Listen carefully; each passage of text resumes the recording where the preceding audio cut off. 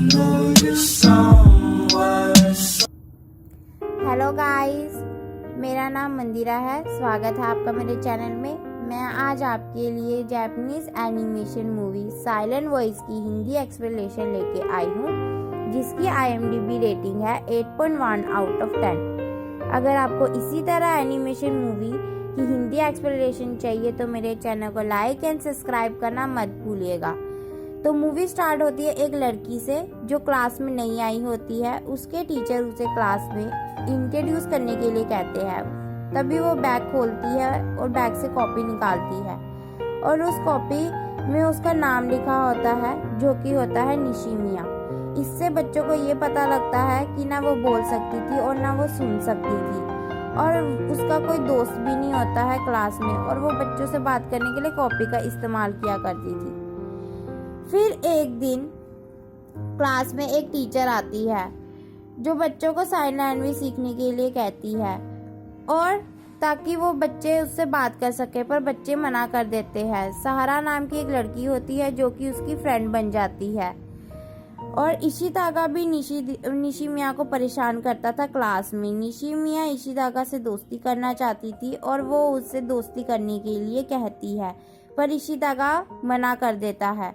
इशितागा अपने फ्रेंड्स के साथ मिलकर निशिमिया को बहुत बुली करता था, और उससे इतना एक दिन बुली किया कि वो स्कूल में आना ही बंद कर दिया उसने। तो इशितागा के सारे फ्रेंड्स ने मिलकर सारा नाम इशितागा के ऊपर लगा दिया।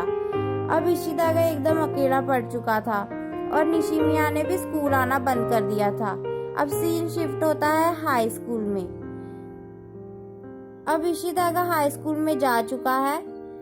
उसने हाई स्कूल में एडमिशन ले ली है। वहाँ पे उसे निशिमिया मिलती है और निशिमिया को वो आवाज मारता है, पर निशिमिया वहाँ से भाग जाती है, और उसका निशिमिया के स्कूल जाने के बाद कोई फ्रेंड भी नहीं होता है, तो वो अकेला ही रहता है।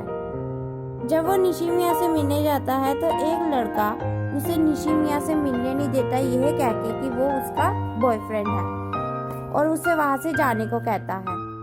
तो बाद में निशिमिया और इशितागा मिलते हैं। दोनों की धीरे धीरे बातें होती है और धीरे धीरे दोनों दोस्त बन जाते हैं। क्योंकि इशितागा और उसके बॉयफ्रेंड की लड़ाई हुई होती है, तो इशितागा उसे अपने घर खाने के लिए ले जाता है और दोनों जाने घर में बैठ के खाना खाते हैं। रास्ते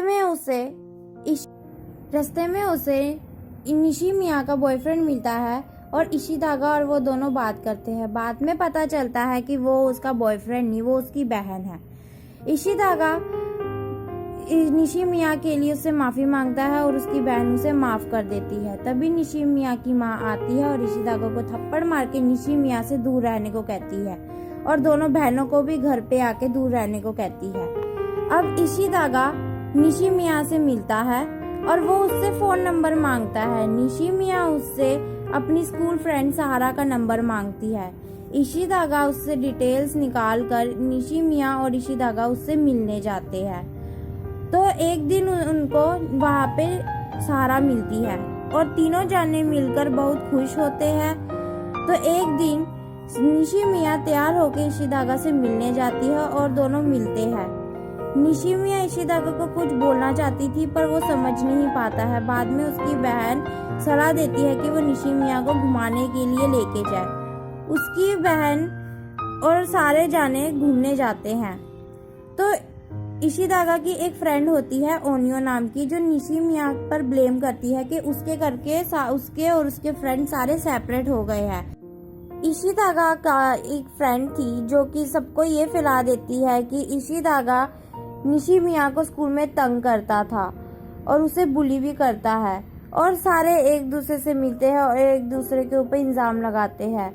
निशिमिया और उसकी बहन इशितागा को घर में बर्थडे पार्टी के लिए इनवाइट करते हैं, और इशितागा घर में जाके उनकी हेल्प करता है, और सारे जाने घर से बाहर बर्थडे पार्टी बनाने के लिए जाते हैं और सारे बर्थडे पार्टी बनाते हैं। इशितागा निशिमिया के पीछे पीछे घर में जाता है और वो देखता है कि निशिमिया बैल्कनी में सुसाइड करने के लिए चढ़ी है। तो वो निशिमिया को बचाने के लिए जाता है और वो उसको बचाता है, पर निशिमिया बच जाती है और उसे बचाने के पीछे इशितागा खुद नीचे गिर जाता है ओनियो निशिमिया को मारती है और ब्लेम भी करती है।